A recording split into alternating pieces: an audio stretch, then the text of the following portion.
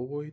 I'm Agitated Crane, and today we are talking about My Hero Academia Episode 8, which is titled Bakugo's Start Line, and it adapts Chapter 11 of the manga. And I did not like this episode.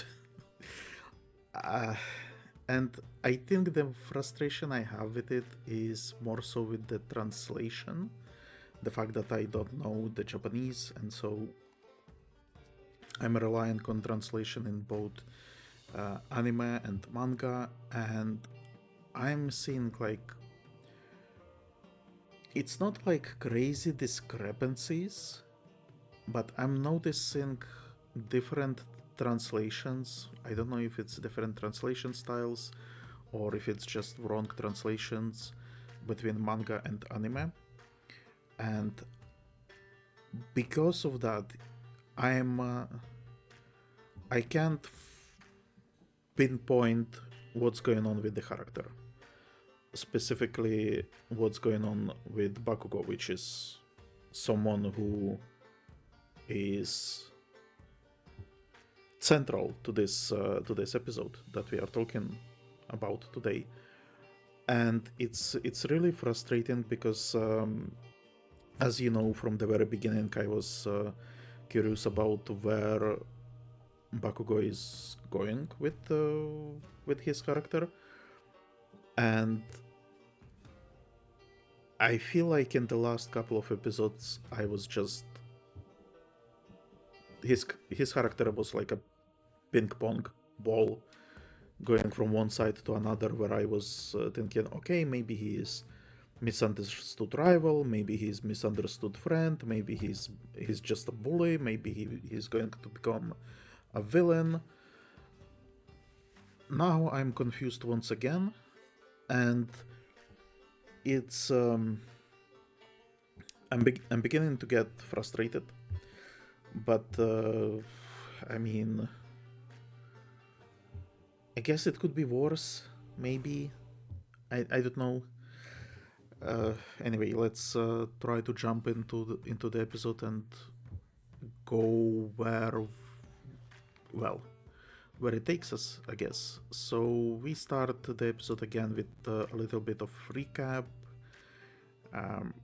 of the final punch in the previous episode, basically recapping how the hero team won, right? And we again get the narration from All Might.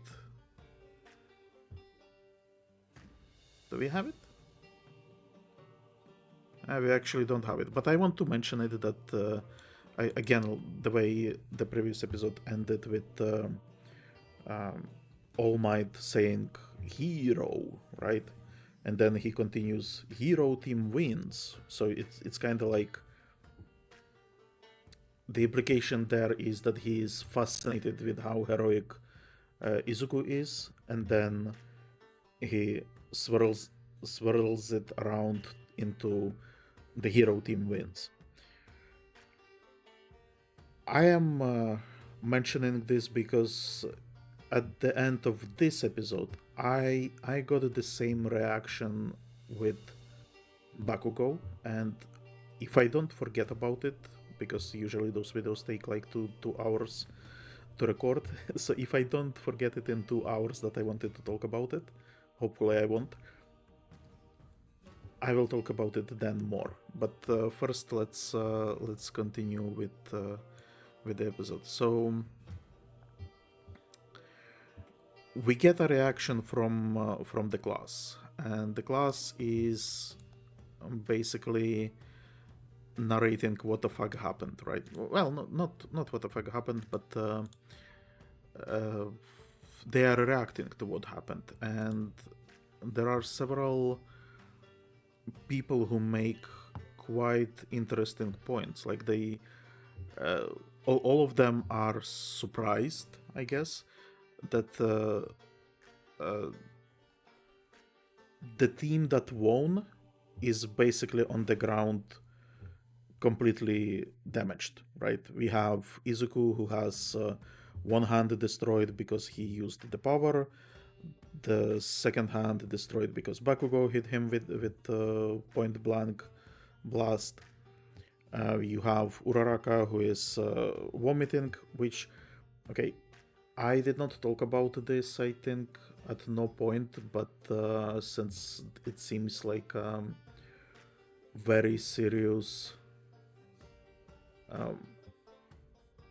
weakness, I guess, for her character. Not for her superhero character. Let's put it this way. It's kind of like her kryptonite.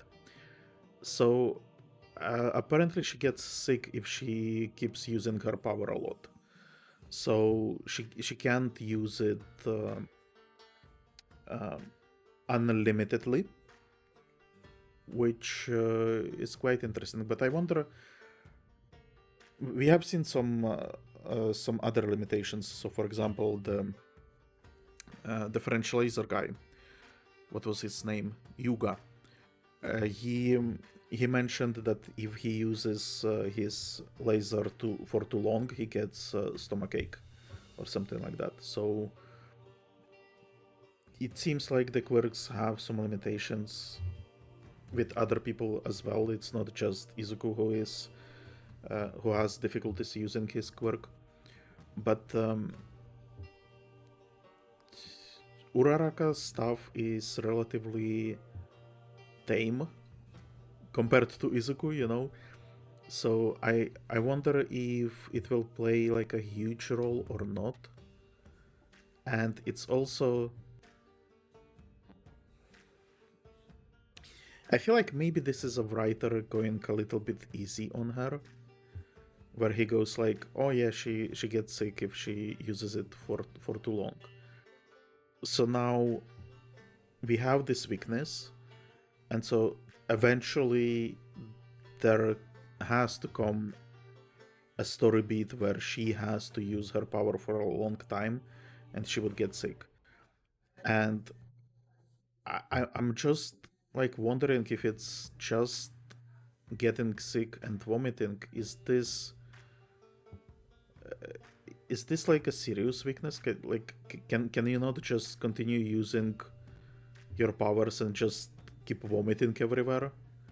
Or is this on top of the like power limit that she will stop using the power and she would vomit? I don't know. It just seems like very silly weakness. Like it could be more serious. Maybe it is more serious. Maybe it's just we don't see too much of it yet. So there is that. But yeah, the class is surprised that about the price of victory. Let's put it that way. And I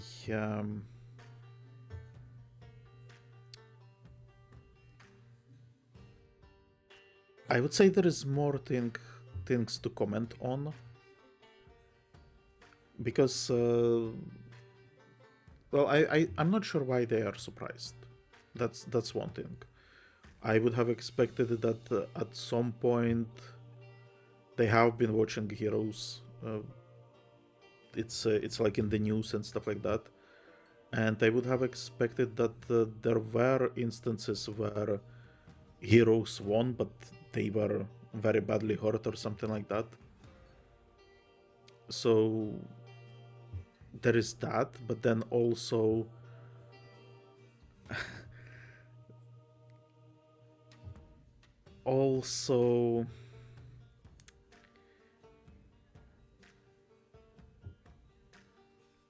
it's like very commonly understood that the heroes are at a disadvantage.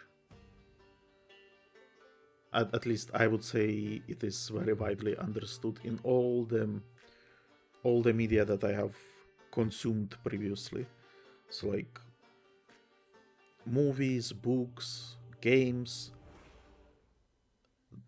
The heroes are often starting from the weaker point. and it's difficult to defeat the villains, and it's actually something that I have seen in animes more recently. So one example that I've seen recently is the ending of Mugen Train, where Toshiro throws a sword at the demon. What is his name?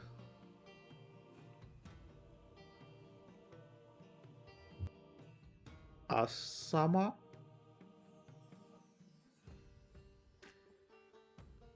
I feel like it's not Asama. Well, he basically throws the sword at the demon, and he keeps yelling like, "This fight was not fair. We won because we always fight you in the darkness when you are the stronger and we are weaker. We are just humans. You are demons and stuff like that, right?" It's like a very emotional moment, and I would say it very it highlights the fact that heroes always fight at a disadvantage, and it's difficult fights and stuff like that. And another example that I had recently, and I don't want to mention which anime this is because I really want to talk about that anime later. But there was basically this character who didn't want to fight a villain because the villain was really strong, and he was like, "Oh, I'm scared. This guy is very strong. I'm not sure if I should be fighting him." And his mentor says, "Are you going to fight? Are you only going to fight weaker enemies?" And it's such like it just hit me like a hammer, right? Because if you are fighting like some weaker goblins or whatever, it's not really heroic. In fact, it almost is as if you are just bullying weaker things, right? It seems to be a hero you have to fight bad odds, stronger enemies, stuff like that, right? And this is very widely understood, and this is also like part of suspense in all the media, because if you are fighting a character, well, if you are fighting an enemy that you know for sure you are going to win, it's not that interesting on its own. Like there are no stakes. Let's put it that way. I think we had an example of this, by the way, in. Oh yeah, the very first episode of this show as well. The heroes did not want to fight the villain because their quirk did not match, and I was like, what the fuck? Why you are heroes? You are supposed to be fighting villains no matter what, no matter the odds. And I was comparing it to Superman fighting Metallo, who has kryptonite heart and stuff like that, right? So yeah, this is again, I'm surprised that this is not common knowledge. But then there are more levels to this, right? It's also, and I'm I'm going to be quoting Warhammer now. uh, in Warhammer, many years back, I played the very first Space Marine game. Back then, I was not recording stuff, so it was just I was just playing it for myself, and the voice actor there, I believe, is Mark Strong, and he has very cool voice, very nice voice for voice acting. I like him as an actor as well, by the way. And he has been in many cool stuff recently. He has been. Oh my god, I'm derailing fanboying over Mark Strong. That doesn't matter. Is it even Mark Strong or am I misremembering someone? His name. It has to be Mark Strong. Come on. Google. Mark Strong. Yeah, that's him. Yeah, so I think he voice acts, he's voice actor for the main character in Space Marines. I don't remember the main character name, by the way. I think it's something like Tychus or... No, Tychus is... Isn't Tychus StarCraft? Oh my god. Doesn't matter. Doesn't matter. But there is a quote there. Funnily enough, it's when you die, I think. You get some quotes from Mark Strong. And some of them are like regular quotes.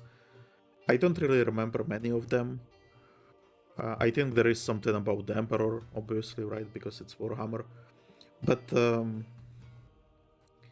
one that I remembered and one that I keep repeating to myself is this.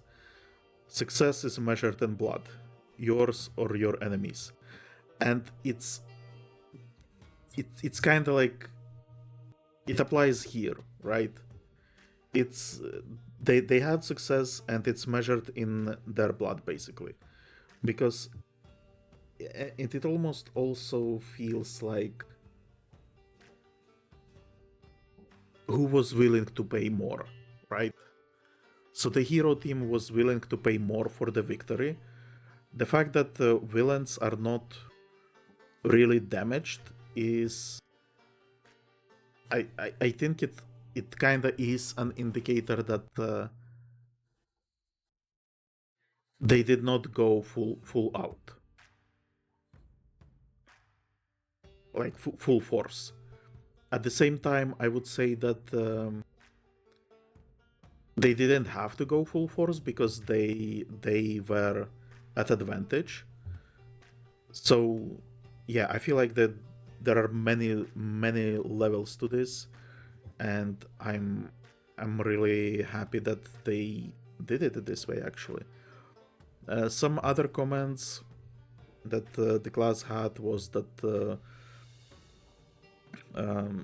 they lost the battle but won the war, which I'm not sure it really applies here. I mean, you can't stretch it, but I feel like it's very clunky. Like you didn't have to do it like this.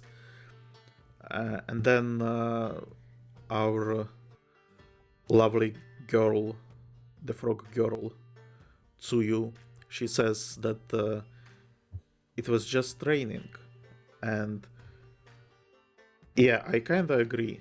Izuku is like completely destroyed again, and this was just an exercise, just a class, fucking second day of school. So yeah, but as you can even see on this screen that I have currently, Bakugo is really like shook with the result, and in the previous episode I wasn't sure if he's shook about what he did to Izuku or about the result of the exercise, and here it is more clarified, I guess, that he is surprised about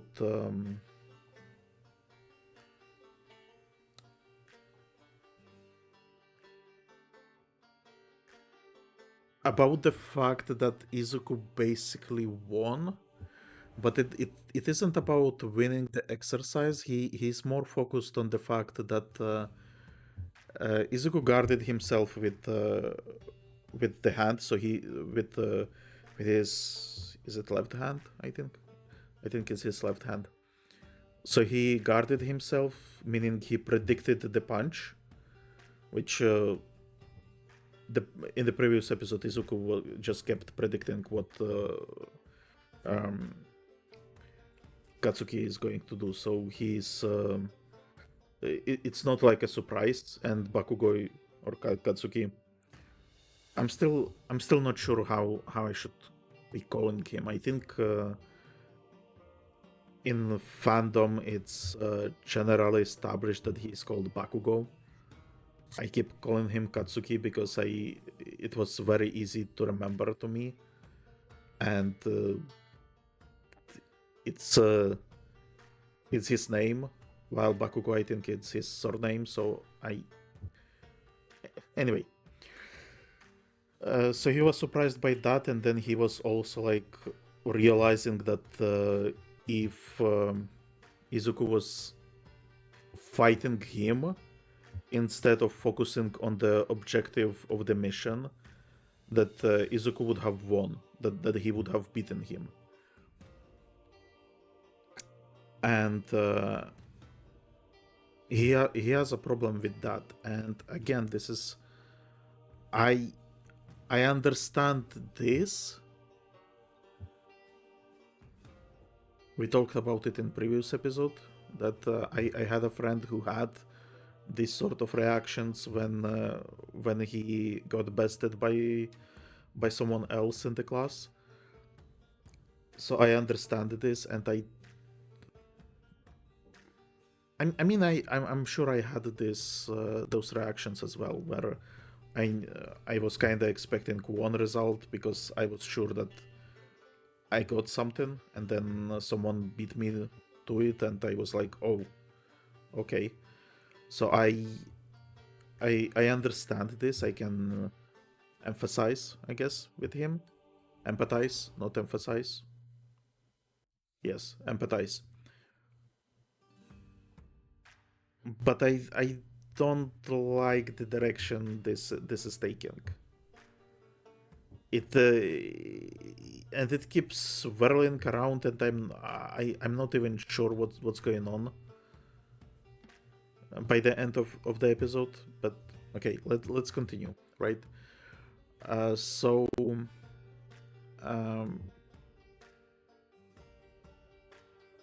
Izuku gets transported to the nurse office again, and All Might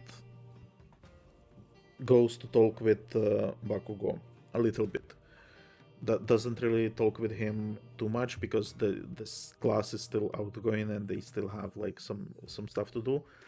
But he mentions like, let's go back to the back room, and no matter if you won or lost, you have to reflect basically on what happened and learn from the experience. It's nice, right? And then he talks with the class, and he says, okay, so hero team won, but actually the MVP of this whole exercise was Tenya. And he asks the class if they can explain why. And we get introduced to a new character. Well, I mean, we have seen the girl before, but this is the first time that we had her talk.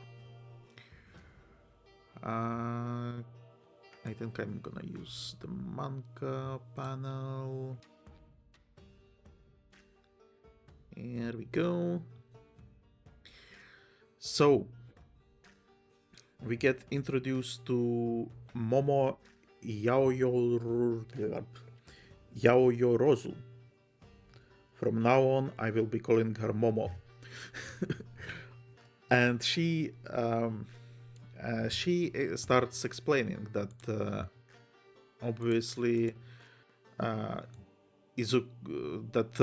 Tenya basically adapted the best to the exercise, and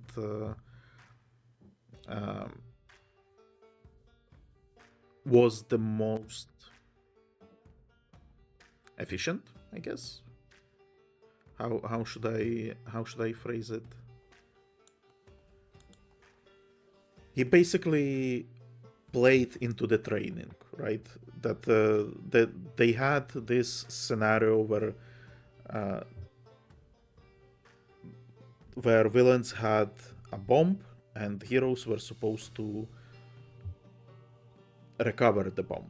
And the only one who followed this scenario basically was Iida, or Tenya.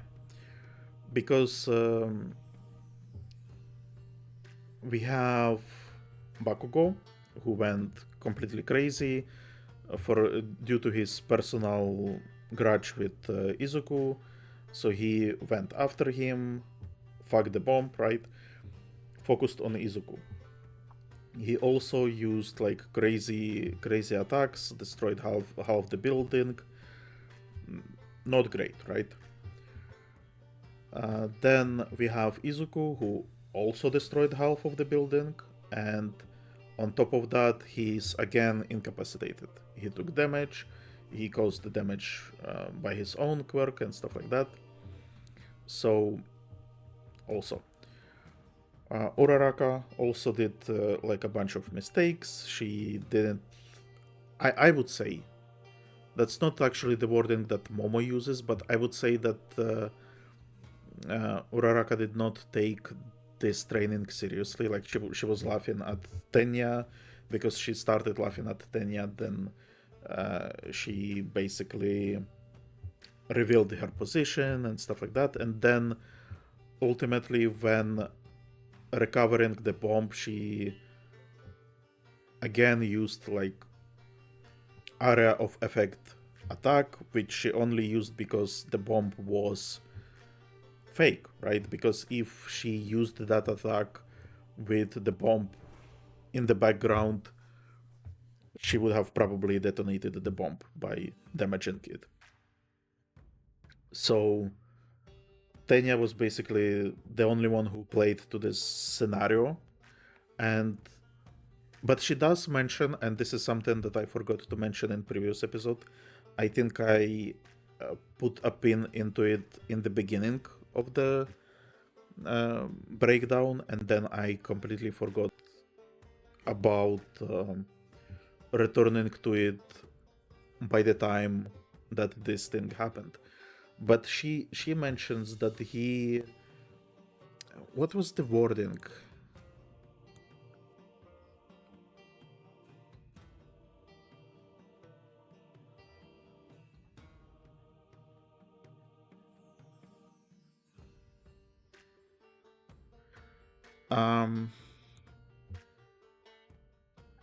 So I'm gonna quote the anime. So she says that he assumed it would be a fight over the weapon, which made him late in responding to the final attack. And yeah, so this late to respond, this is something that I wanted to talk about in the previous episode, and I don't remember exactly the context because I got like this feeling about Tenya that he's not really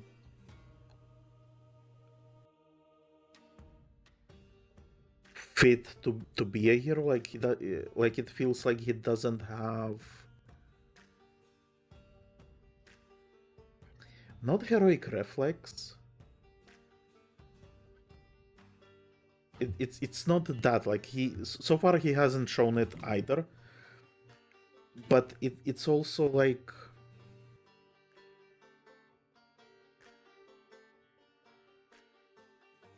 he gets surprised easily, maybe he has difficulties to react, something like that. I'm not sure. But we had so the couple of examples that we had so far, right, is, well, we only had two examples during the entrance exam when we had that Thwomp monster, and instead of helping Izuku, he did not help him. He kept running away. And there is a lot of explanation. And now here, when we had that attack, I feel like he got startled by it. Like, I feel like he's a speedster, basically, right? So I would expect that he would have been able to take the bomb and run away with it from Uraraka's attack. Even if not, he has armor, basically. He has power armor, so and she wasn't doing any like crazy attack that Bakugo would have done or something like that. She basically threw a couple of stones at him. Not couple, okay. She threw a lot of stones at him. It was massive attack, but I feel like it's not something that would have damaged power armor. And granted, he's not used to his power armor yet. This is, I think, the first time he is in this costume. But I feel like he lost focus. And so far, a lot of explanations that we get from other characters and from him is about, oh, this is controlled environment, so the reactions are different. And I'm not sure I agree. Specifically with that Thwomp thing, right? It's at the entrance exam. It's yes, it's an examination, but at the same time, his reaction, I feel like it was instinctual. It wasn't like in that moment he kept cool head and he evaluated, oh, this is just a test. I don't have to worry about saving people. I feel like it was instinctual to save himself and ignore Izuku. Same here. It was instinctual to flinch at Uraraka's attack, which made him lose. And there is more to that, right? When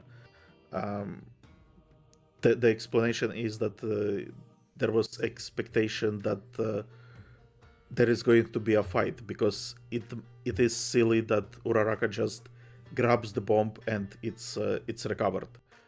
That's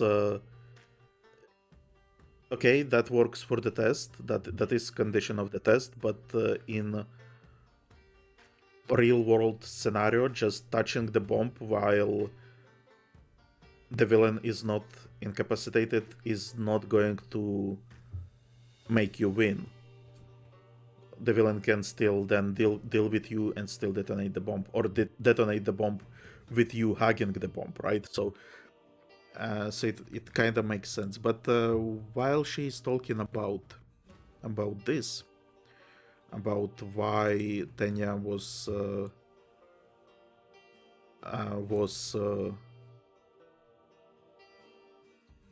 the best during that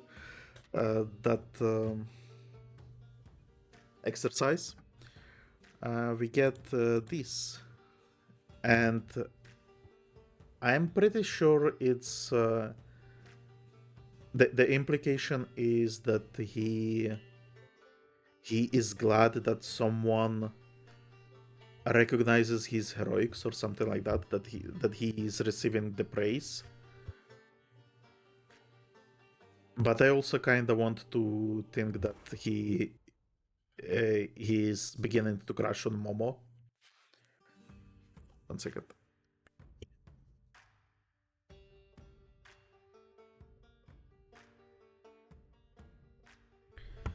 So yeah, I'm honestly like I'm not really into shipping, but I'm willing to ship Momo and Tenya.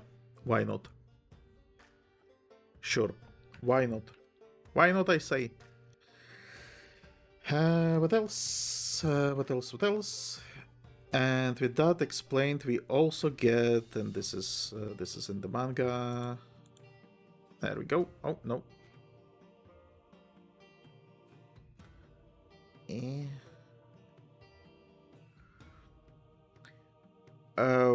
We get the character blurb that okay, the character who made this explanation why Tenya is such did well during the test. We get explained that this is first year Momo, and we get the note that she was recommended, and this is I guess I was not counting the characters in previous manga, previous chapters, because we had this explanation when we just first met the class that there are 18 people who are admitted through. Okay, no, that there are how many people?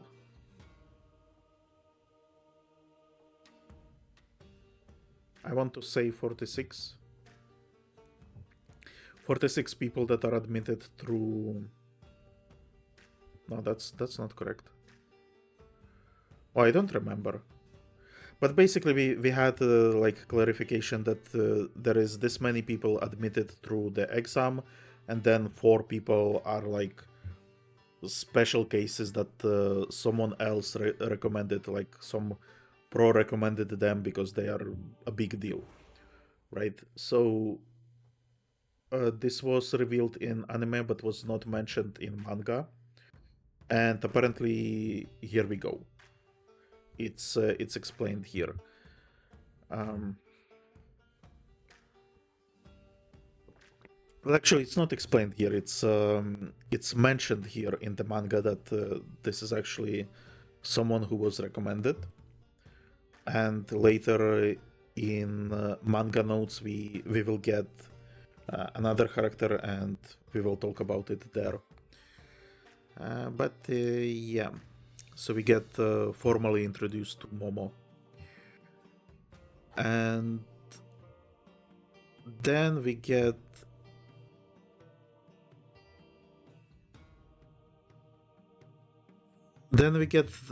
I think the first example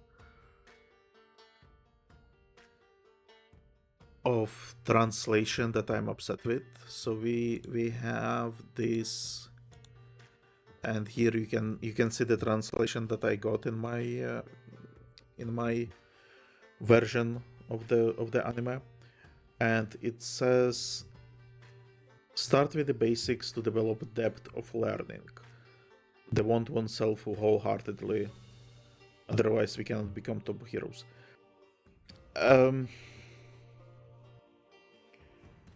When I first read it, it sounded kind of weird. We have a crane at the background, by the way, or I think maybe it's heron, not crane. Who knows? I don't know the difference. I'm not an ornithologist or whatever.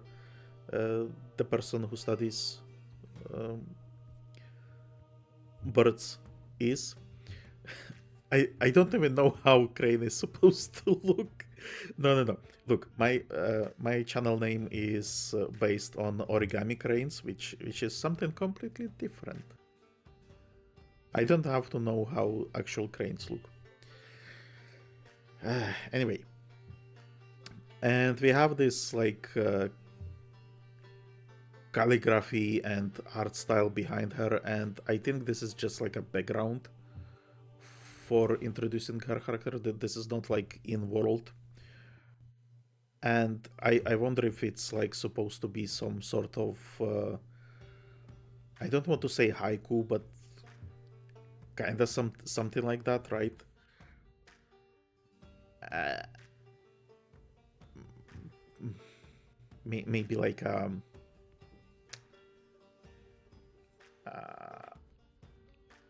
folk wisdom. I don't know. But in manga, we actually have something completely different, and this is what is upsetting to me. and it's actually in this panel that I was showing before. She says we got to start at the bottom and work up, and if we don't earnestly cheer each other on, we will never be top heroes. So it's in anime, it's all about the learning, and it almost sounds like, when you are in school, it's less so about the fact that it's less so about the stuff that you learn, and more about the fact that you are supposed to learn how to learn.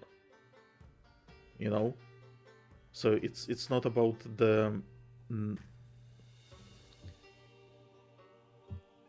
it's not about the information that you gain there, it's about the skill that you gain. It's not about the information, like the facts that you memorize. It's about the skill, how to memorize and how to prepare for tests and stuff like that. So it's so in anime it sounds like she's talking about that, while here it sounds like, yeah, we are starting at the bottom, we are supposed to learn everything basically, and so that this is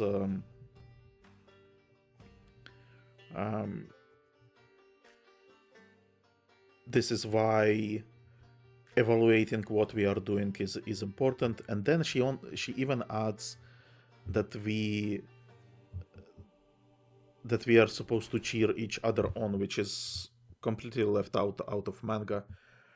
And what's curious here is that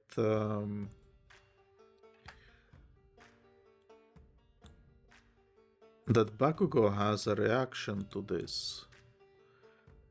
That it's something that actually hits with him. And what's worse, he later in the episode he says that he agrees with her, and this is what pisses me off, because what the fuck does he agree with? The thing that she said in anime, or the thing that she said in manga? Well, I mean, in manga he agrees to that too, but then I don't know, and it's also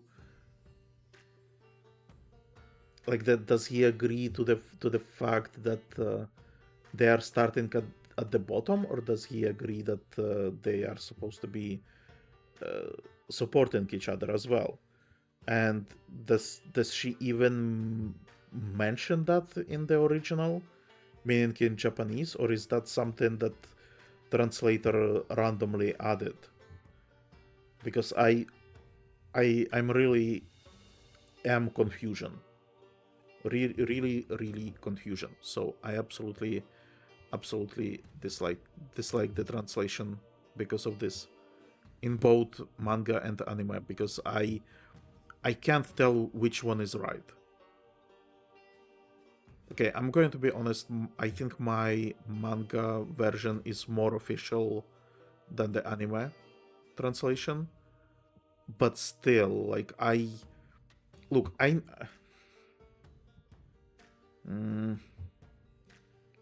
know some translators, I have some experience with translations, and I'm going to be honest,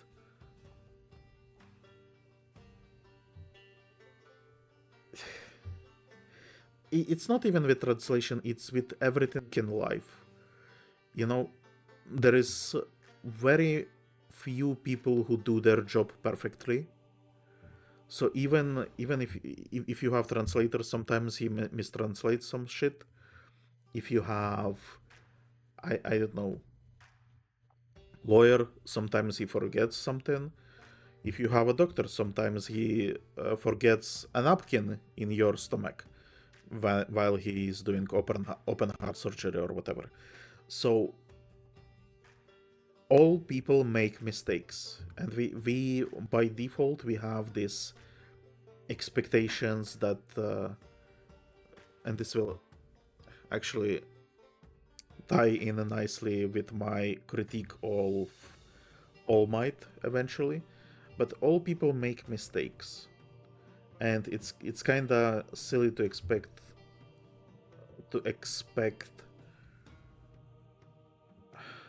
excellence from something that is supposed to be prestigious. As I said with doctors make mistakes as well, and you kind of don't want to believe that they make mistakes. You don't want to believe that the doctor who you are relying to diagnose you and heal you, that he spent previous night partying and drinking booze and I don't know, snorting cocaine, and so he's like completely out of his mind in the morning with like crazy hangover. He doesn't really listen to what you are saying. You don't want to believe that, right? But that's something that actually happens. And so with translations, even if this is official translation, I don't believe that it's 100% accurate, and this is actually something that is really upsetting to me. And I mentioned this in the previous episode, that I'm really upset that I don't know Japanese, because I feel like I'm missing stuff that I would have understood the characters better if I was working with the original, not with translated stuff. So yeah, that's why I'm still unsure what's going on with Bakugo, but I'm optimistic that what I deducted is actually correct. But anyway, we get a compilation of other teams, and this is where we kinda learn more about the characters. So we get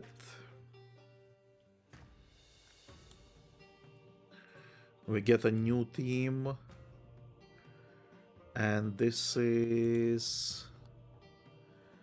team we don't really know much about. So we got Toru Hogakure. No, wrong. Try again. Toru Hagakure. That's the girl that is invisible, so we can only see the gloves and stuff. And then we got Ojiro, and so far we only know Ojiro name, and I guess it's probably surname, not the name. We don't know his power, but based on how he looks, I named him Combat Hamster. Even though he doesn't really look like a hamster, but I guess I can't tell which animal he is supposed to be, because he has a tail and something on his shoulder, and it kind of looks like he has like some animalistic features, but I can't really. I don't understand which animal it is. So I went with hamster because he's light brownish, and for whatever reason it reminds me of hamster. Deal with it. Also, I wanted to talk about costumes, because so costumes, in case of Bakugo and in case of Tenya, I'm pretty sure that their costumes actually amplify their abilities. When it comes to costumes of Izuku just got costume from his mom, so it's not a professional costume. But this guy, the hamster boy, he got just like a kimono with a belt. Is it kimono? I think it's called something different. But it's basically like martial arts, not uniform. Clothes. Is it uniform?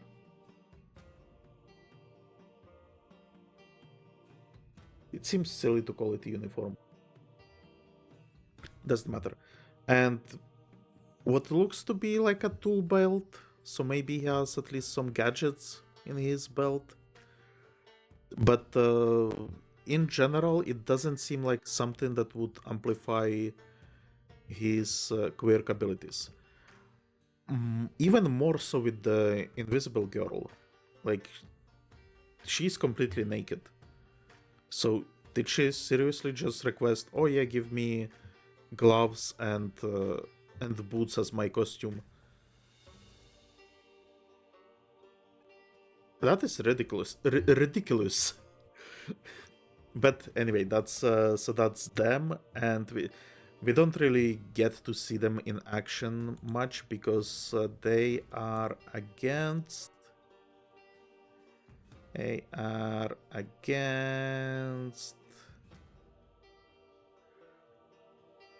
this team, and we get a name for those two. So it's the guy with combover and crazy arms is Mezo Shoji, and his quirk is dupli arms. It's also the guy that the pervy student called Sexy Octopus. Honestly, I'm not seeing it. The quirk is quite interesting, so it is explained that at the end of his tentacles, quotation marks, he can replicate his body parts.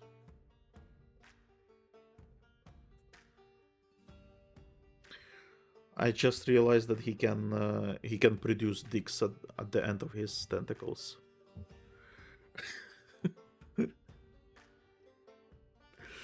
No. I don't even watch that that much hentai. Why did I immediately? Well, I mean, it's not immediately. I made notes and I did not think about this. But why did I suddenly realize this? Anyway, the other guy in the background, that's Shoto Todoroki, and he is the big deal. He's another one of the recommended students, and he is his quirk is half cold, half hot. So apparently, one of his halves can produce cold, the other half can produce heat, and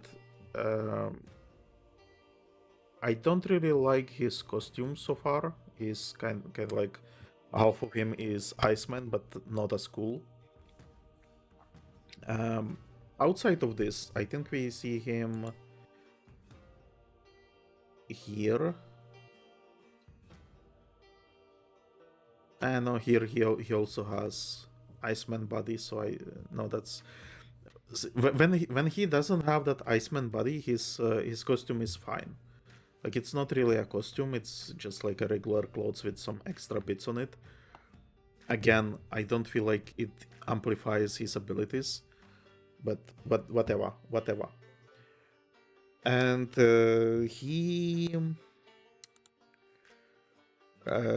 this is the only fight that we get, well, fight in quotation marks, that we get to see in both manga and anime. And he basically asks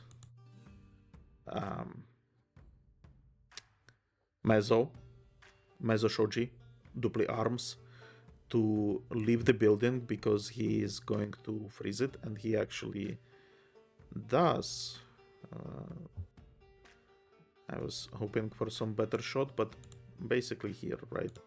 So he freezes the entire building, which includes the room with the bomb, and he freezes the opponents in place.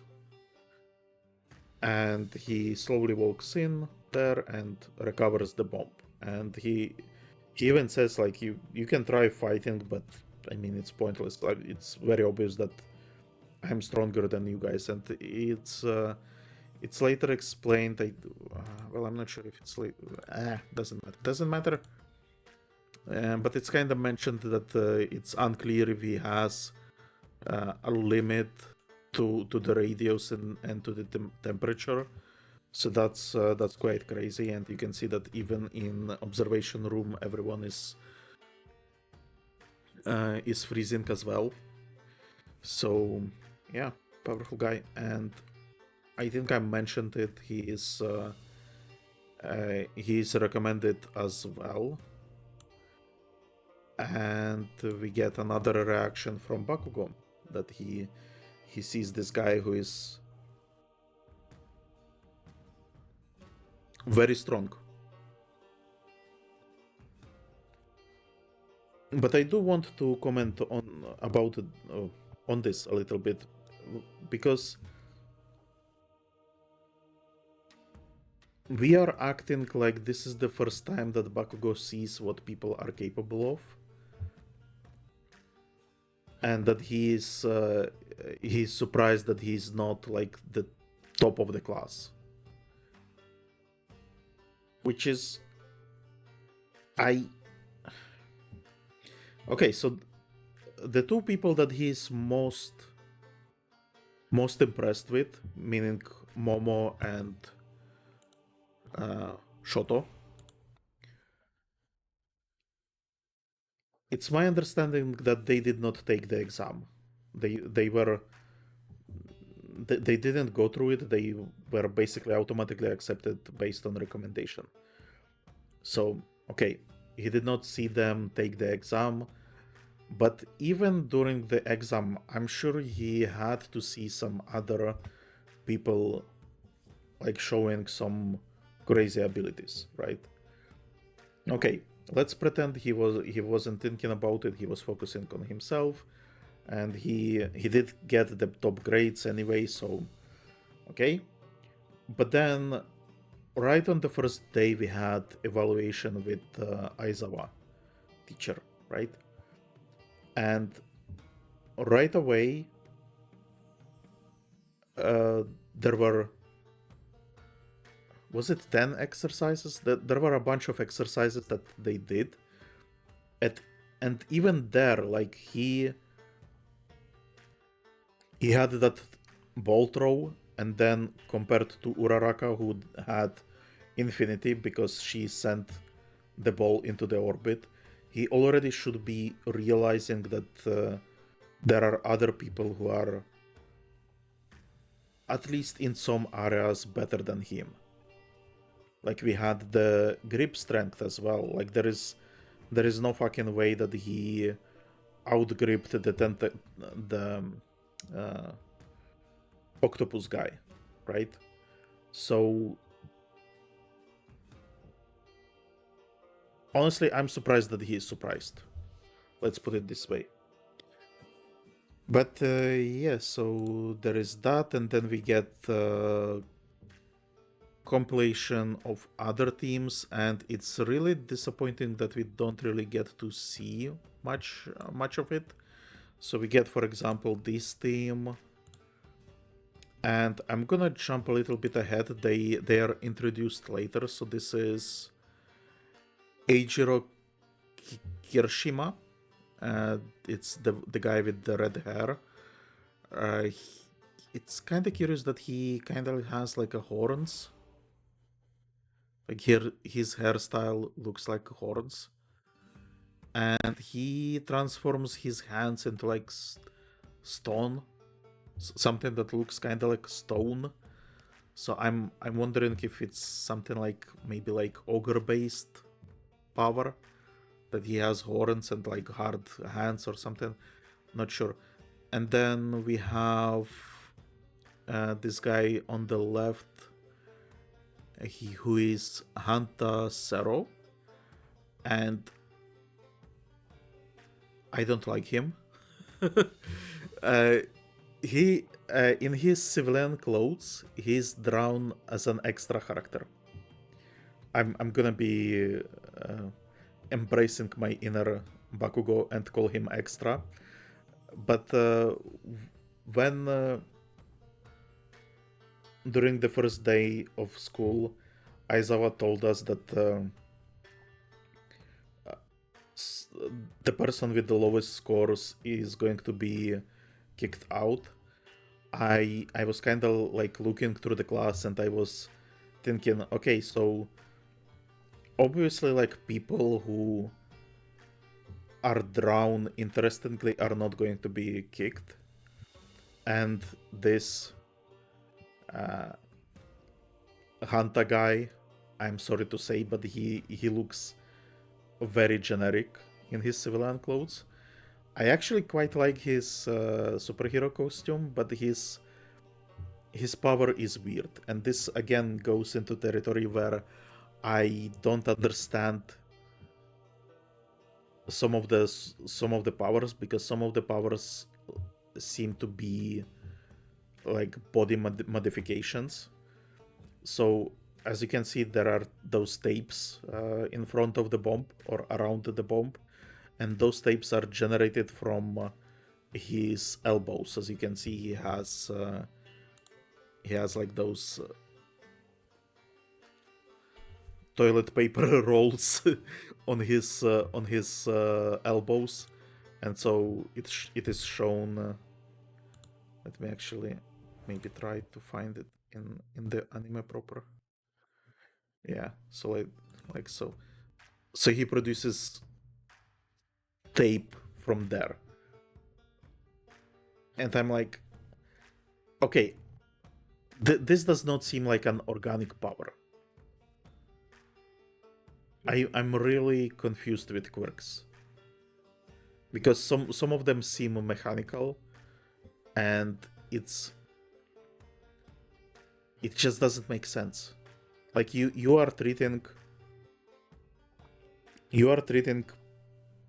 quirks as X-Men mutations, yet some of them are body modifications, like in Cyberpunk, for example. It's strange. It is strange, but those two. Then we get very cool shot. We get the crow guy here in the background. He has the shadowy arms, appendages. We did not get introduced to him. We did get his name, that he's called Tokoyami. And then we got the best girl with a very long tongue.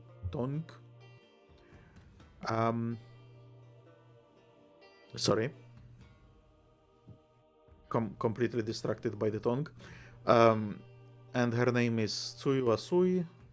We already talked about her in previous episodes. And she's a frog girl, right?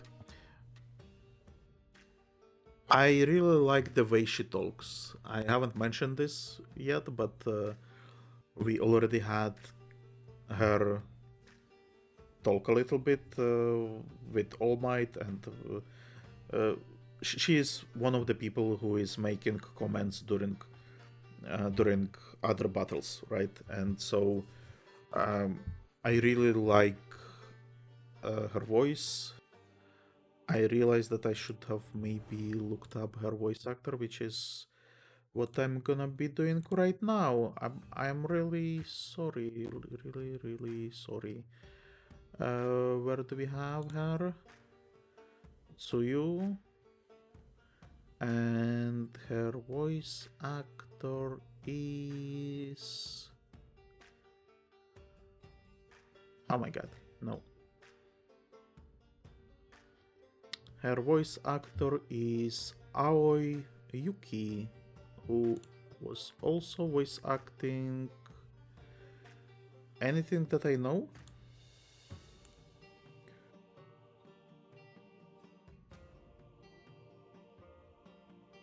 Okay, she's apparently voice acting someone in Demon Slayer.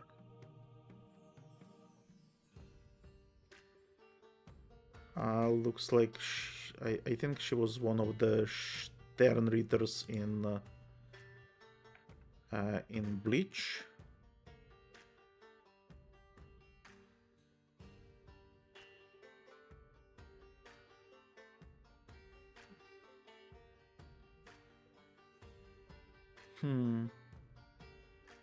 I think.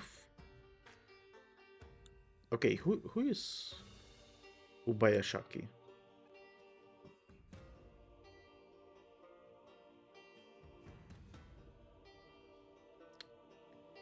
Fuck.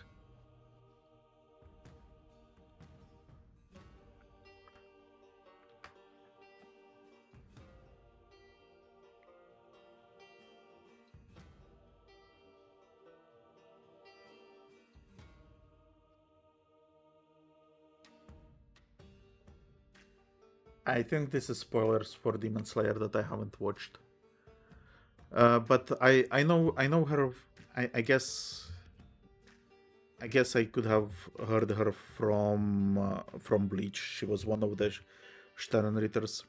Other of her work I'm not familiar with, I think. So yeah, like her voice actress. What else do we have here? Other teams. Right. Then we get Momo with the pervy guy, who is looking at her ass. Obviously.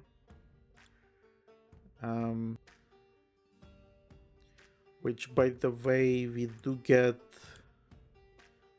Oh my god, what am I doing? We do get pervy guy name as well. He's apparently Mineta, but that's all that we know about him. We did see his quirk briefly in evaluation that Aizawa did. I think he creates like a bouncy substance. So like goo. Wait, is he really producing goo?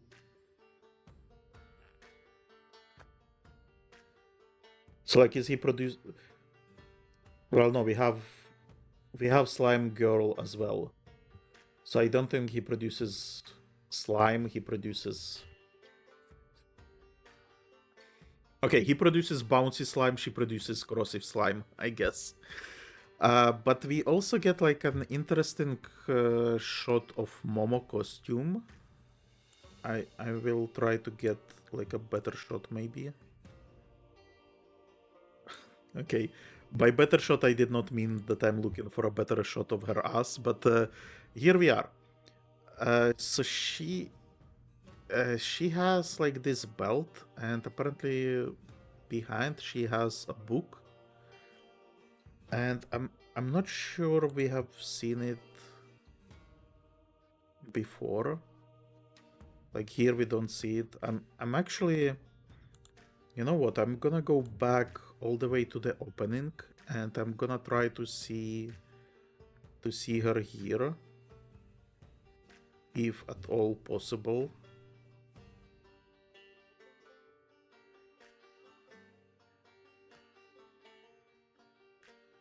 Yeah, I think she flashes too quickly.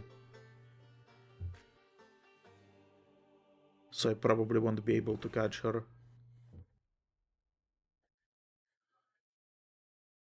But I was really surprised, so I don't think we have seen this book before. So curious stuff. And then we get a shot of other teams.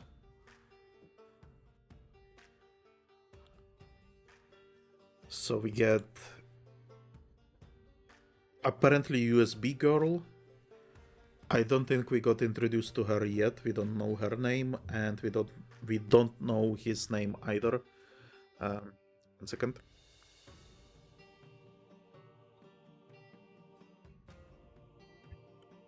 So we don't know their names yet, but the girl is apparently able to plug into whatever with her USB tentacles. And again, is this not technology? How do you call this organic Quirk. This seems like a modification. And the guy has electricity powers, I think. So just electricity. Okay. Next team.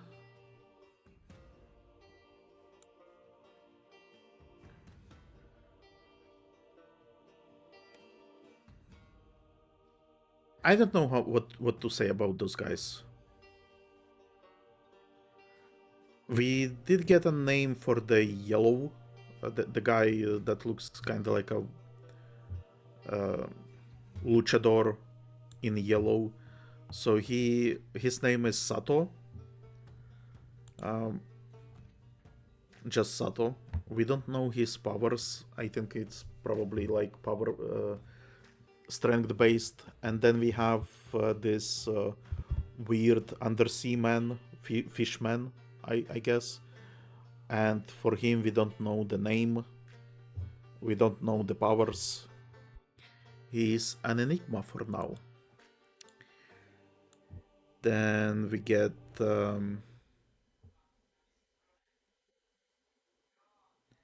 fuck, I was kinda hoping to get both of them in one shot, but we basically get a French laser, Yuga Aoyama, and his partner, the slime girl. She is named Mina Ashido.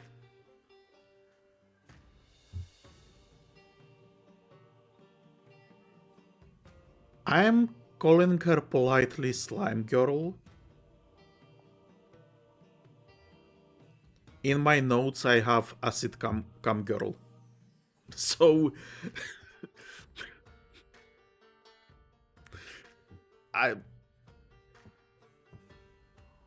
let's stick with slime, maybe. But what would you call this? What would you call this? If I just show you this picture with her covered in this white thing, white substance, and her boobs out and her smile.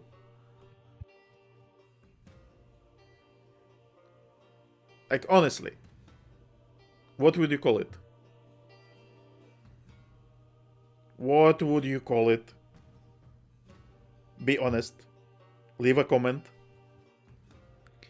Leave a comment. Anyway, so yeah, that's her, and I think that's all of them, if I'm not mistaken. Yeah, that's all of them. So we kinda got to see everyone from the class. It's we didn't really see any like fighting or what exactly they did aside from the very first where we get to see that Toru, not Toru, Shoto, the half ice, half fire guy. It's not even fire. I think it's specifically just cold and hot. So aside from him, we did not really see other people what they did. We kind of got like a glimpse of what their power is, and we got names for majority of them, but that's it. Bam, bam, bam. Right, so I wanted to talk about the manga a little bit because oh my god, in the manga we got this basically. I think it's gonna be better if I show you the entire panel. Or not the entire panel, the entire page, I guess. This is how this is handled in manga. Right? So it's not even scenes, it's just one panel to show other teams. Here you can see the ogre and the tape man, Tsuyu-chan and the Batman boy, USB girl and the lightning clad, and acid cam girl and French laser guy. So this is something that I wanted to comment for a while about the manga. I think there were even instances where I started. Oh my god, I think I pressed something weird, and I hope the recording is fine. Previously, I did start.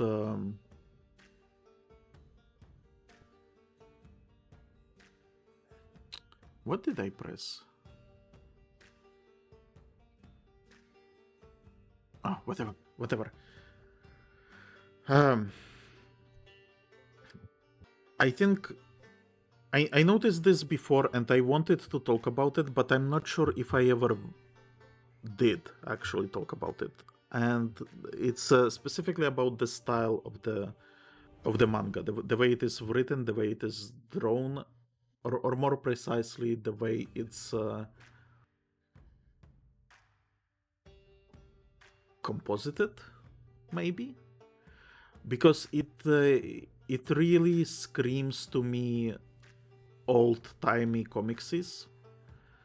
Like if you read, for example, like old Spider-Man comics or something like that, it gets like this this exposition style, I guess, where you have a lot of things being told in one panel. Where, for example, you have like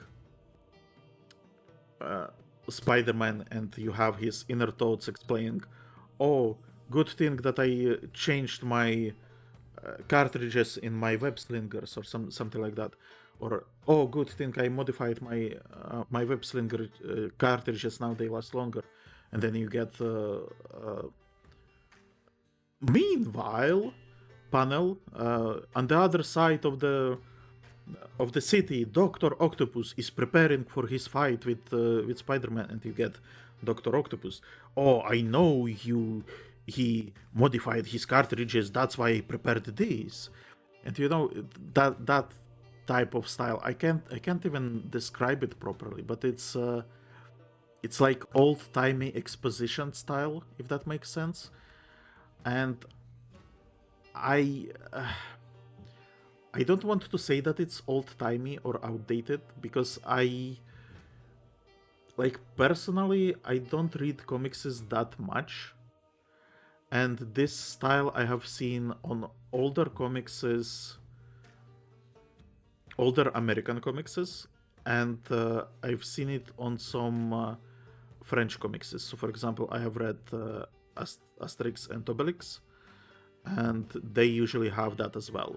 Like, meanwhile, in Rome, this happens, right? So, I'm getting like flashbacks to those comicses. I think it's fairly unique in modern. Oh my god! In modern times, because I do flip through comicses through modern American comicses, the superhero stuff. I do flip through them. It's been a while since I actually read them. And I used to read manga a lot. And I don't remember this style being in manga. And I have not noticed this style in modern American comicses. So, and I wonder if this is a style this mangaka developed, or if it's meaning that not that he came up with it, but he himself developed it because he was fan of that type of comicses, or if he is trying to copy it, or if it's just a coincidence. Who knows? But it's a curious thing, and I wanted to talk about it. That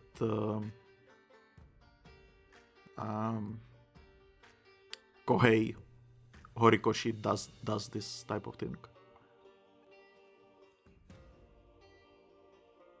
Okay.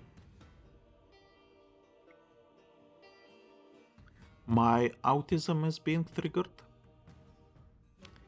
and I keep changing between different pages or different windows between the player, manga, the recording software, my notes, and stuff like that. And I think I accidentally pressed something and it triggered something. I'm not sure if it triggered something in the Windows or in the OBS, but I had weird pop-up, and I hope that the actual thing did not start. But I will have to look into it and see what the fuck happened. But we still have a lot of stuff to discuss, actually, which is quite crazy. Crazy, I tell you. Right, so what do we have next? So that's the end of the class, basically, and people...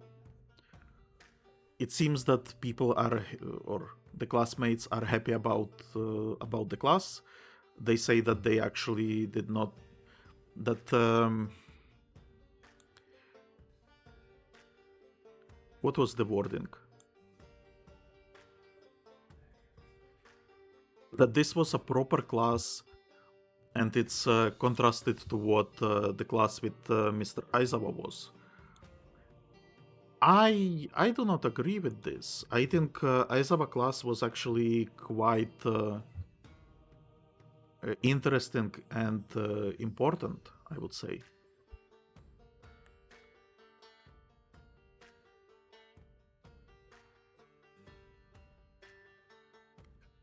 Because it's the first time they were able to go...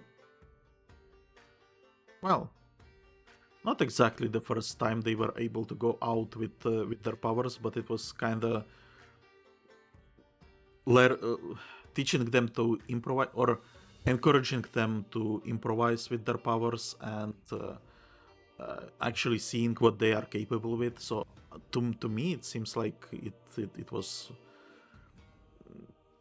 important, and I would say it was a proper class.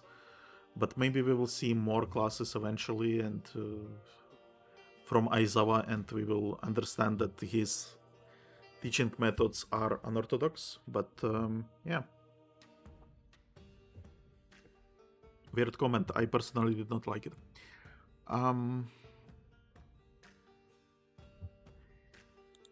And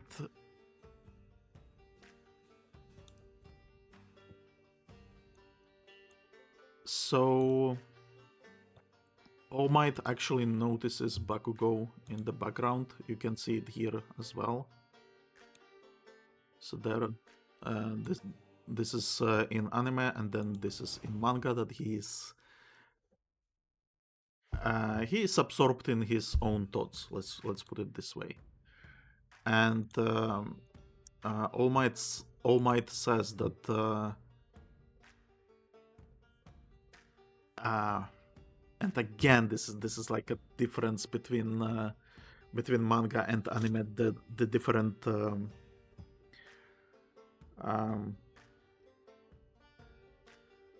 different wording used and stuff like that. More or less the same meaning, so it's not like a huge deal. But the way All Might is translated in anime, I don't like. He makes more sense in manga, while in anime it's almost like they are trying to give him like this flowery language or something, and it makes me double take what did he actually say.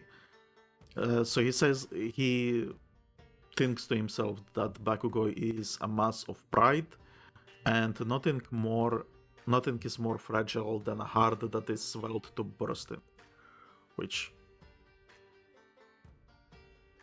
in manga is summarized that inflated egos are fragile. So yeah, and he even thinks to himself that he should really talk with Bakugo because he's a teacher and he should counsel him basically. But he runs away because he's about to expire basically. He's teaching in his superhero form, and he runs away in order to go back to his weakened state because he can't hold it any longer. And at this point,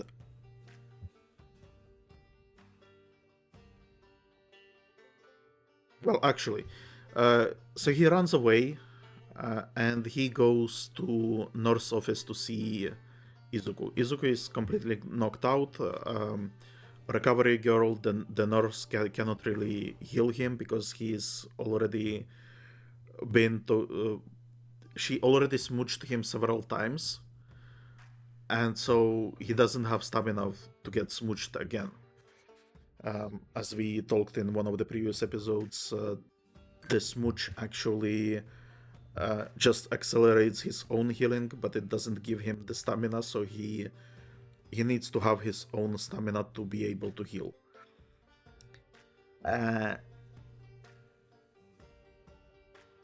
And so here we talk a little bit more about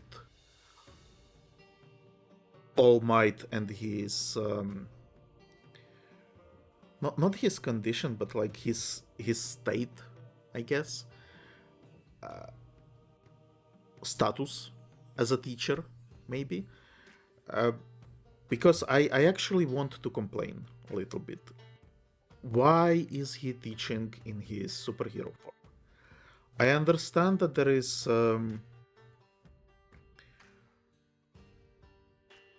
that he wants to keep the fact that he has this condition a secret, but it doesn't like he completely avoids people while in that form. We have seen in the very first episode that he walks around the town in that weakened state because people basically don't recognize him, right? It's kind of like Superman Clark Kent situation. So why isn't he teaching in his weakened state? You don't have to declare that this is All Might. He could be pretending to be just some regular teacher. And I know there is this like prestige in the school that all teachers or all the like faculty members, meaning nurse girl and nurse, the recovery girl, and the rice cooker man, all of them are supposed to be like professional heroes. But if you look through if you remember during the examination, majority of people did not know who recovery girl is. Then this entire class did not know who Aizawa was. Only after he started using his powers did they realize, oh, this is the Eraserhead or whatever his name is. But even then, majority of them were not sure who he is. Like I think one girl said that he is like an underground hero or something like that. And so it seems to me like there wouldn't be a huge deal. Like it wouldn't be a huge deal if All Might taught classes in his weakened state and we just didn't tell that this is All Might. But I think there is like another level to it, and I kind of understand this level maybe a little bit, but not honestly not too much, because it feels like we are trading. Okay, so I understand the angle that it's a prestige for the school that All Might is teaching classes. It's prestige for the school. And also it's supposed to be like an explanation for the public where All Might is, because it's kind of well, it's not implied, it's actually mentioned that because he's teaching in school, he closed his superhero agency or something like that, and he moved from his previous city to this new city to teach in the school. And I think maybe it's kind of like explanation, like All Might did not vanish. He's teaching in school because there is several mentions that his presence is what is keeping a lot of supervillains um, dormant. Just the fact that he exists is preventing a lot of supervillains to emerge. And so I kind of understand that those two angles, but I feel like it could have been handled better. Like the angle that he's not gone, he's teaching. You could have had that same angle, like maybe he's consulting or something. So he wouldn't have to appear as All Might each day, but like on maybe some like special occasions. So you can explain it that way, that he's still active. It's just he's not in public eye as much. And then as to the prestige of the school, I feel like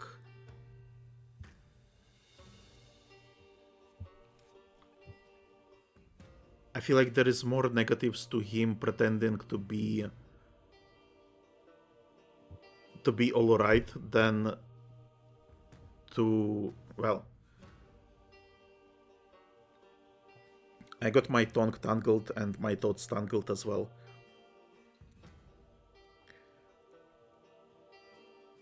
While pretending that, okay, hold on. While maintaining the prestige of school and him staying for a limited time in his All Might persona, he is basically a worse teacher because of that, because he always has like a time limit. So here, for example, he should have, and he even realizes this, he should talk with Bakugo, but he has to run away because he is about to transform into his weakened state.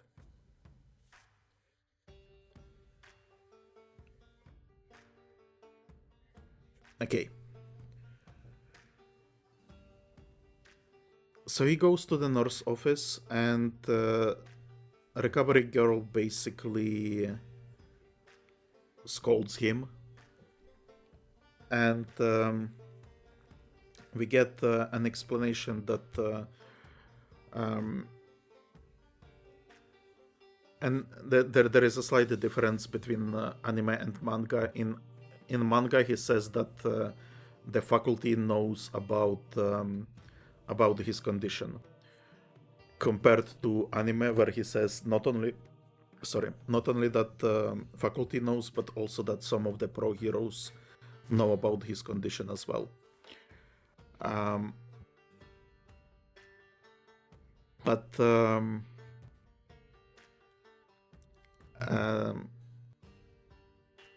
I guess I jumped ahead a little bit. Recovery Girl explains that she can't heal Izuku, and she scolds All Might that he is letting Izuku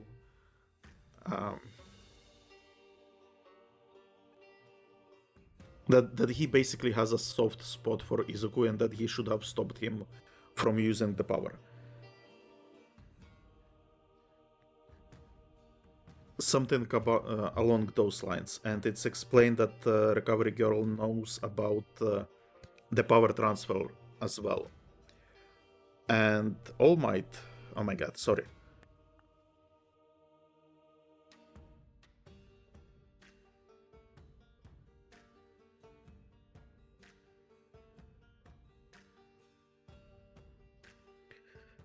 Again, okay, I think I'm back. And All Might mentions that he the thing about the faculty knowing, and then but then he says about the power transfer that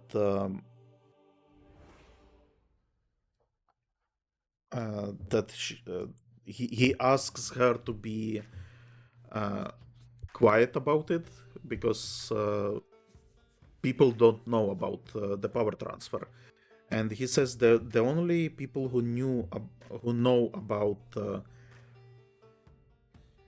one for all power is Izuku, Recovery Girl, the principal, and let me find actually a better image, I think, for this.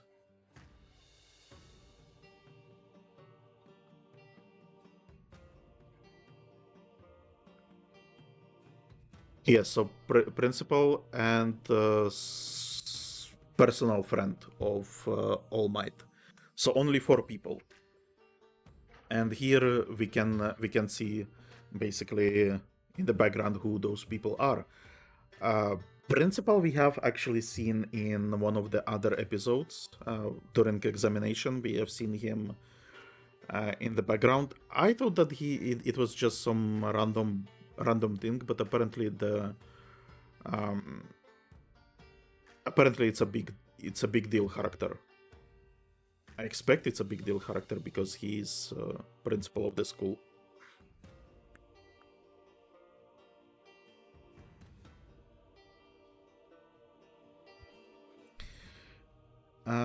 But this conversation, Recovery Girl sort of mocks him, says, "Oh, you natural born hero and protector of peace," or whatever symbol of peace. I think it's what he keeps calling himself as well.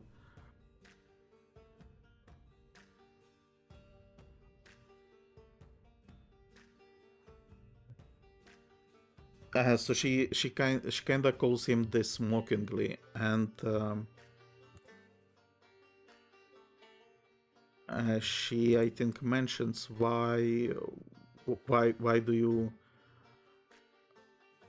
insist on pretending about all this, and he says that it has to be a secret because if it's become wide knowledge, that without him the superhuman society would fall to evil.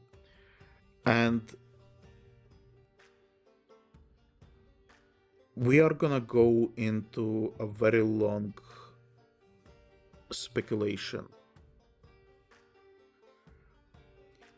about the nature of quirks, because I feel like I'm not sure if I touched upon this, but when All Might passed his power through to Izuku, I was kind of like maybe joking that it's kind of like what if could you transfer it in any other way, because it gets transferred to a kid, and then apparently if you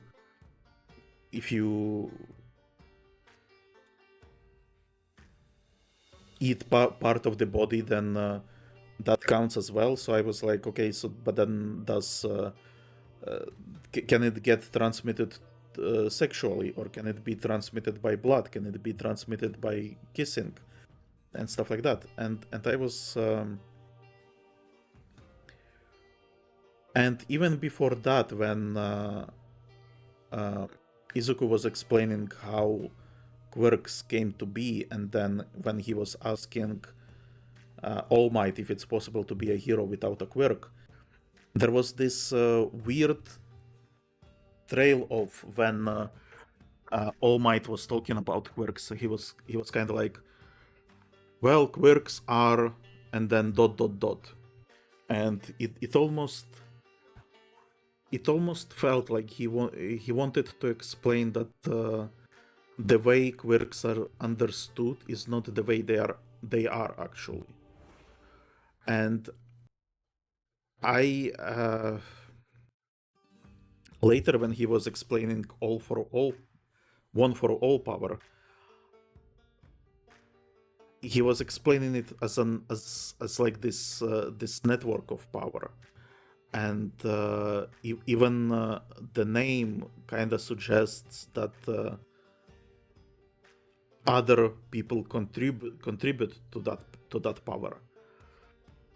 But while he was explaining it chronologically, that his predecessor passed the power to him, and he passes the power to Izuku,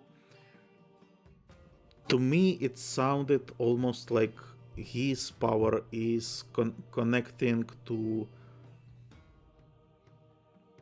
like the network of power that kind of exists. And then I had this idea in my head, and I had it at the tip of my tongue, but I'm not sure if I actually managed to voice it or to explain it. But I had this weird idea that it could be that the quirks are kind of like fungi, like collective virus or something, that the quirks are kind of like connected through stuff. And I think when he mentions that without him superhuman society would fall to evil, it almost sounds like if people knew the secret of one for all power, it would make them understand the quirks differently, and then it would be easier for supervillains to gain power, or something like that, I think. And then Recovery Girl, she kind of builds on that, because she says then it's all the more important that you learn how to guide properly.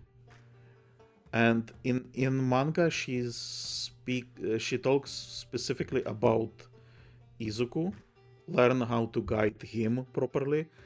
But in anime, it's and again, like this is the translation nonsense.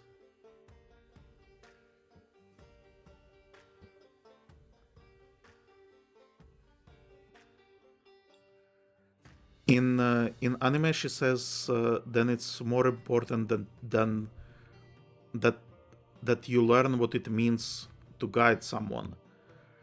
And it's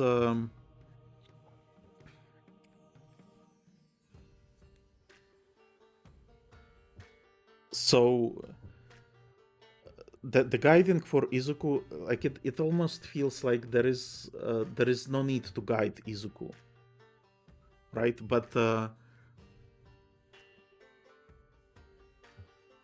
he needs to guide, and he even mentions this when he thinks about Bakugo, that I as a teacher should counsel him, but I'm running away because I need to hide the power. And I feel like with Izuku,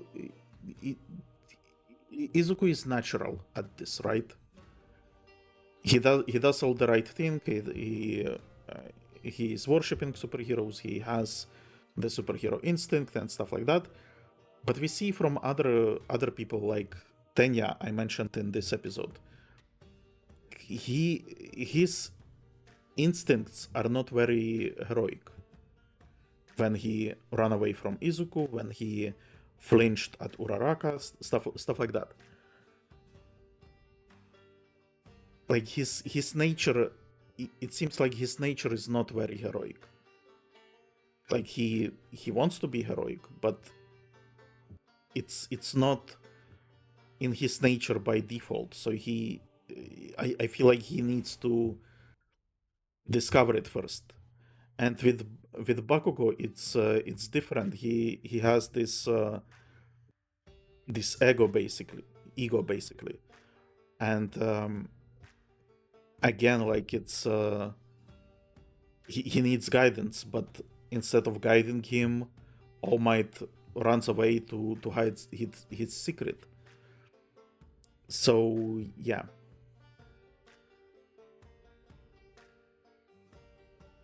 I wonder what it all means, and I wonder if I'm right about the quirks being more complex than what was portrayed so far, because it really feels like there is like this revelation that is going to happen about quirks, because it seems like I think it's quite possible to like steal quirks, to change quirks, to modify quirks, and I think it's just not understood yet. And on top of that, I think there is this like collective quirk network. I think it's I think maybe like you know, like in Demon Slayer, the sun breathing is the original breathing technique, and all the other techniques kind of evolved from it. And so when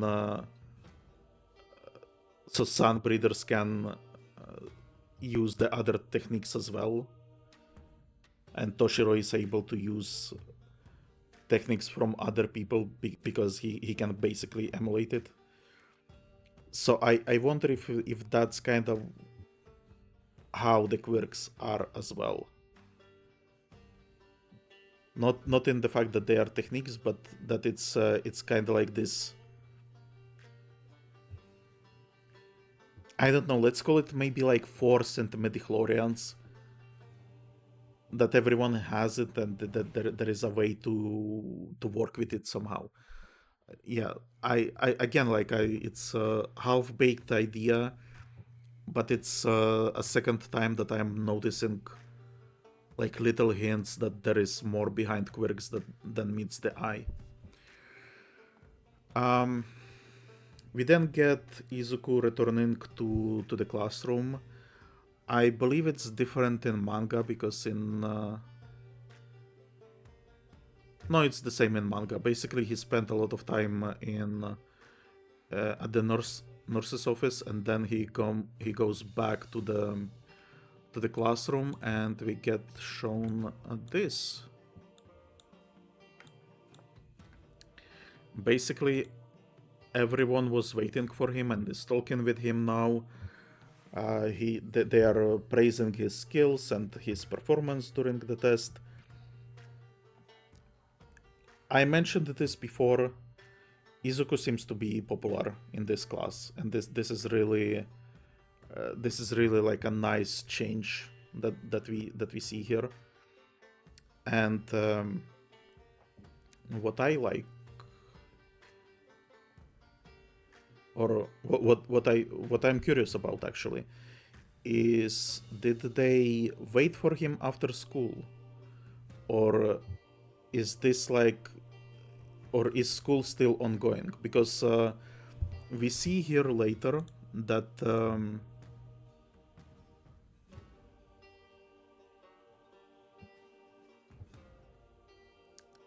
where the fuck is it? We see that Bakugo left, and I wonder if if this means that he skipped a class and left earlier, or if this is the end of the day and we just see that everyone is that everyone waited for Izuku, because it seems to okay.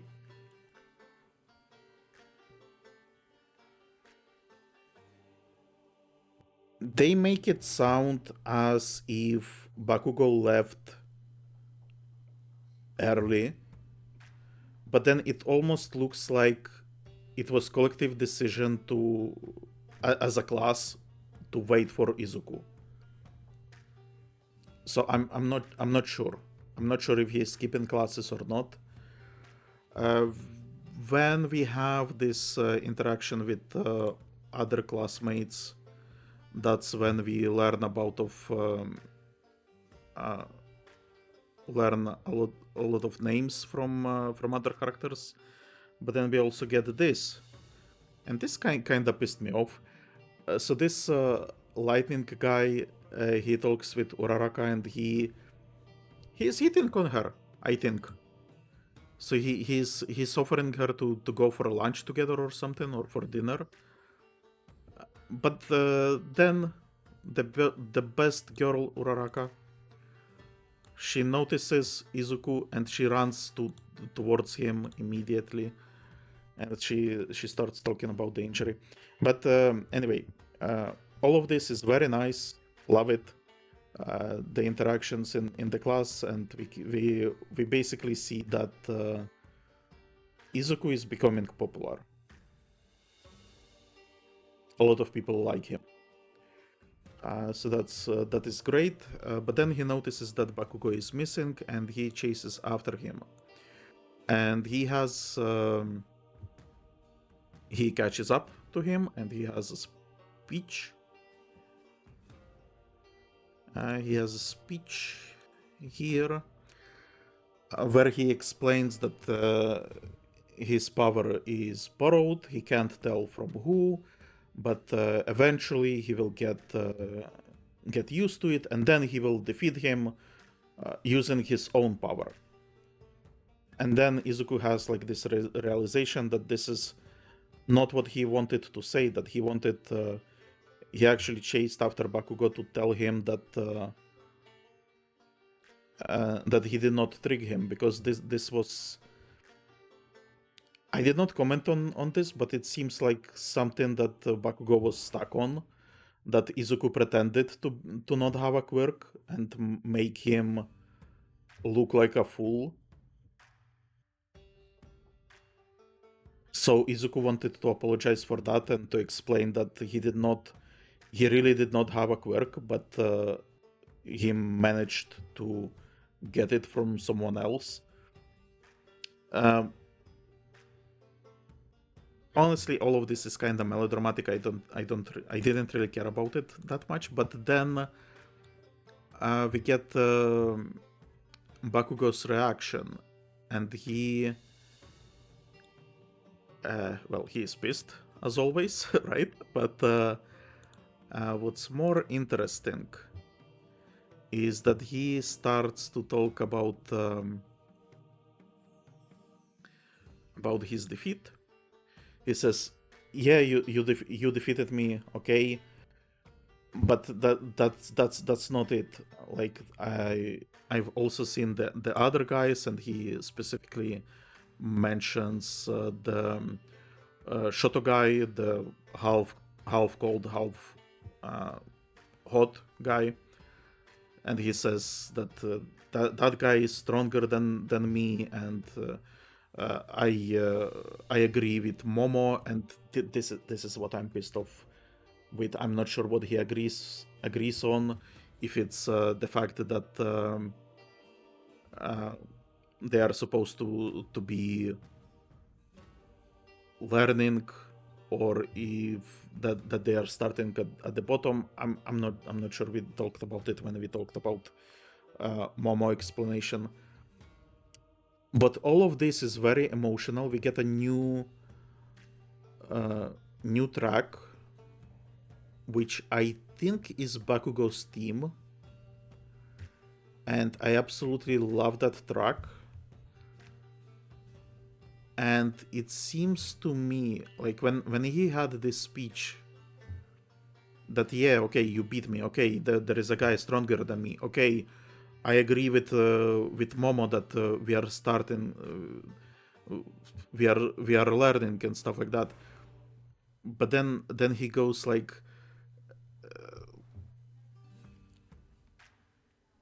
and here we have again stupid translation in both. Sorry.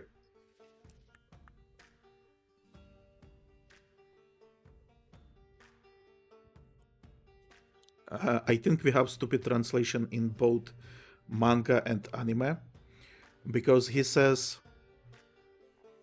let me try to find it.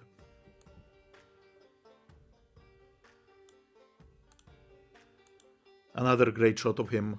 I ended up agreeing with what Ponytail girl said, and you can see that he is really like frustrated with everything.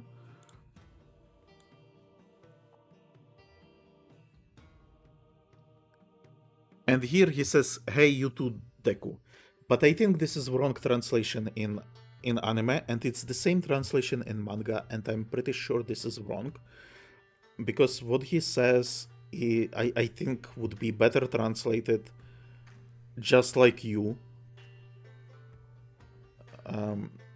What he's trying to say, that he's starting at the bottom as well. That this is because this was like a big deal with Izuku, that he was saying, okay, this is just my start. I will get better. I will get better. And now Bakugo goes, hey, just like you, I'm just getting started. I'm gonna get stronger. I'm gonna get better. And I talked about it in the beginning when we had the recap and All Might was saying hero, right?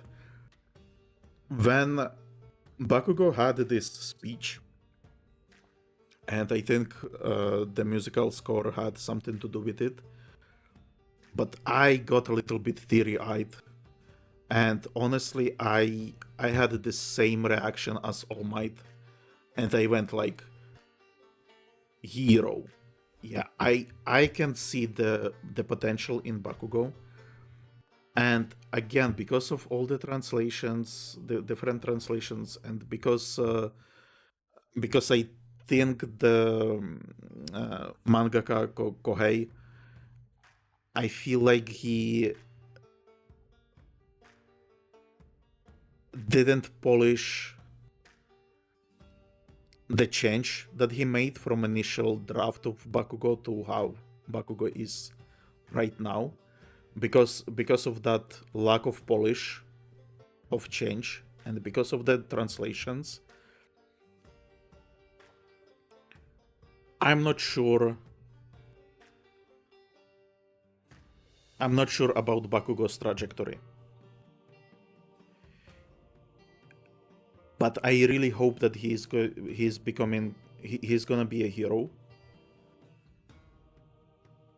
And I will be really upset if he's going to be if he's going to become a villain or something like that. So I really have high hopes for him now. I think I kinda understand him, and high hopes. Okay.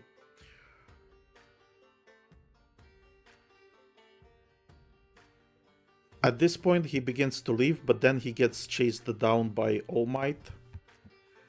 And All Might tries to give him like a pep talk.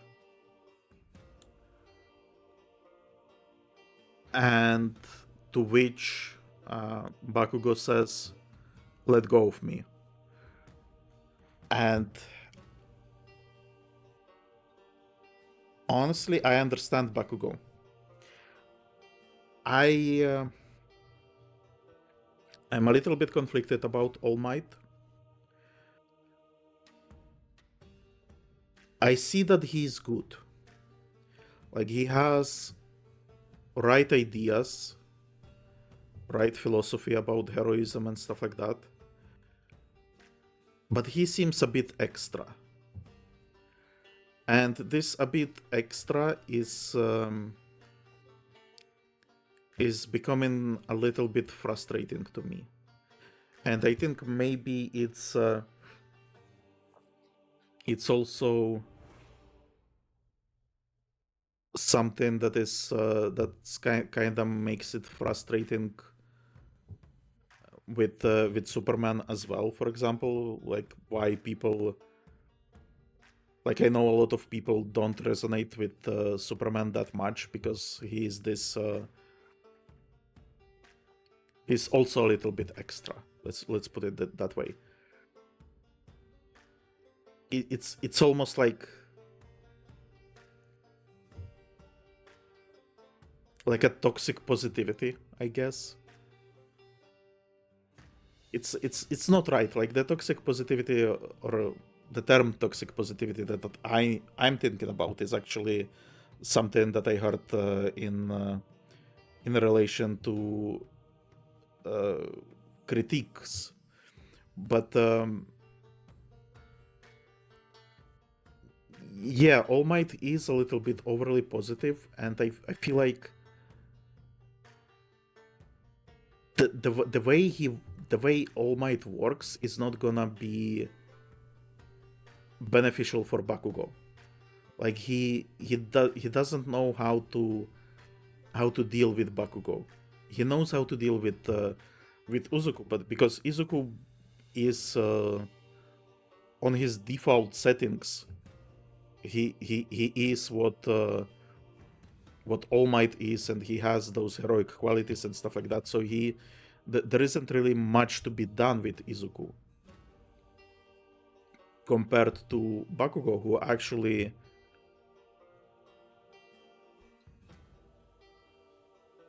I don't want to say like has inner demons or anything like that, but I feel like he's more complex, and well, not more complex, but it's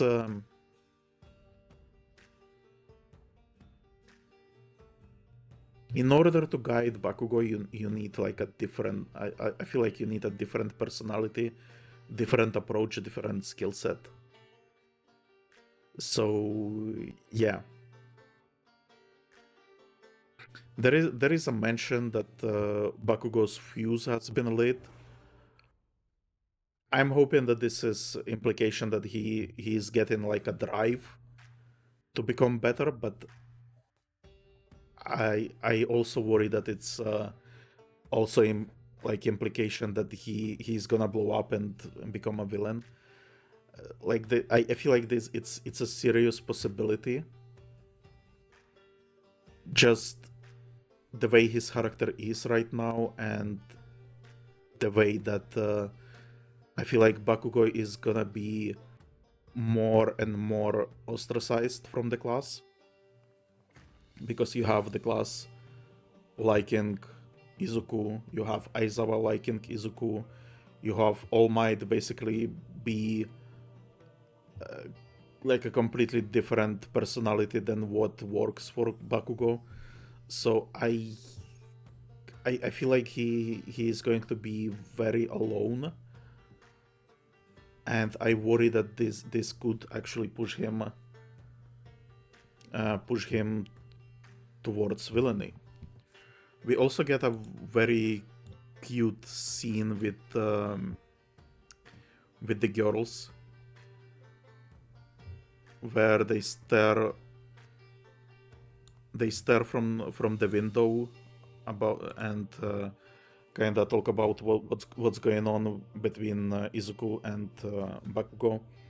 And Uraraka says that it's the fated battle between men, and then she even repeats it, like because the girls kind of say like it looks this way, and then Uraraka repeats, no, it's the fated battle between men. And I really liked it. It's just like, I don't know, a nice silly thing. But this was not in manga, by the way, and I quite liked it. because it was kind of cute. The girls are cute, the voice actresses are cute. But again, it seems like foreshadowing that Bakugo is going to be a villain, and there is going to be a clash between Izuku and Bakugo, between a hero and a villain. Or maybe Uraraka is trying to say something else. But I want to also, in this scene, I want to praise animators. This is the first time I noticed something that I like about animation. If you can see on Uraraka's forehead, like this blob, this is where she's pressing her head against the glass. And you can see the same effect on, what is her name again? Mina?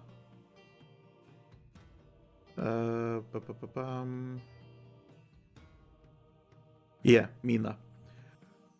So on her palms you can see it as well, and she actually pushes her forehead later. So there, she starts just looking from the window, and then as she gets closer to the window, she presses her forehead, and it's really nice detail. So I really quite liked it, and that's where the episode ends. We get the ending. But we get after credits scene, which seems to be foreshadowing that a new arc is about to begin. And we get to see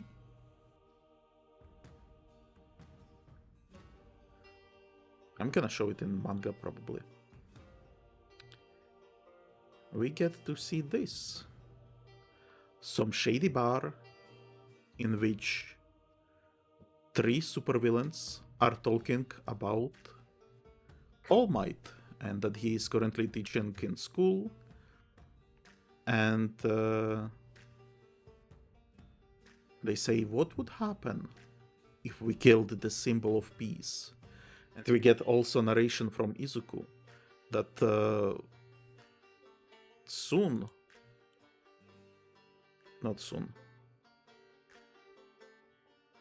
a few days later, we would find out how terrifying the truly cunning villains All Might warned us about were.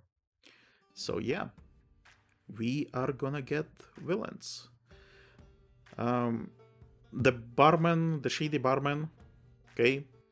The monstrous guy in the foreground, okay? But I'm more curious, or I guess you are supposed to be more curious about the excessive handsman. But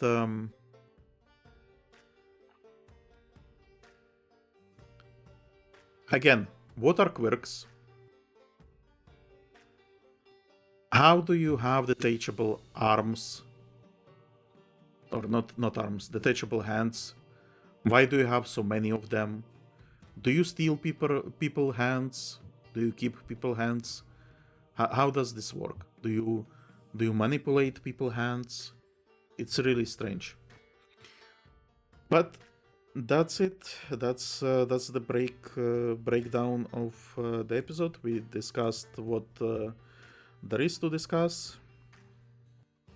I hope I did not miss anything. Looking at my notes, I believe I did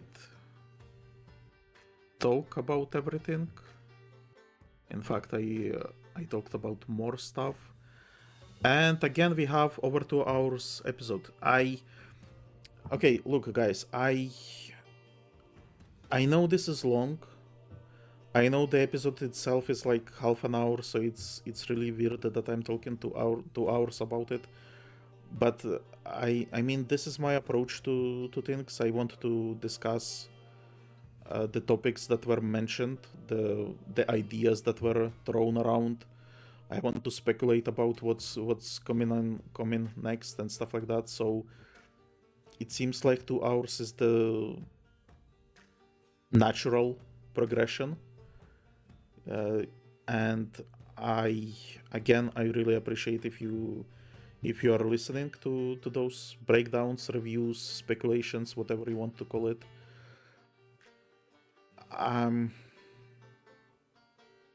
I was hoping that maybe eventually it would be faster, and maybe later when we get to like fighting portions of anime, where you have like one fight going through 3 episodes or whatever, maybe then we would have less world building and ideas thrown around, and then maybe I would have less things to talk about. But so far it seems like 2 hours is what we do organically, and yeah, I'm not entirely happy about it either. Like I would prefer to have shorter episodes, because I would then be able to make more of them and quicker. But I want to be authentic, and I want to do the stuff that is fun to me, and discussing the episode and manga like this is actually fun for me. So I hope it's fun for you as well. We actually, in the manga, I forgot that there is one last thing to talk about. There is a sketch of Shoto here. So here we learn basically that he is one of the recommendations as well, and we get explanation from Kohei, writer of the manga, that previously in chapter 5 he said that there are 18 people in class, but there were 20. So that's the explanation, that he did not mention it there, but in fact there are 4 recommendations. So anime is slightly better about it. But honestly, I did not count people when we saw the class. I did not count them, so I was under impression that we have 18 in class, and then we will get 4 later. But it looks like they are already in the class, so we won't be getting any surprise classmen. Anyway, that's it. Again, a huge thank you if you spent those 2 hours with me. Subscribe to the channel if you haven't already. Leave a comment if you want. Go beyond. Clench your buttocks and smash the like button. Smash the notification button. Smash all the buttons that you can see on the side. And I will see you next time. Goodbye.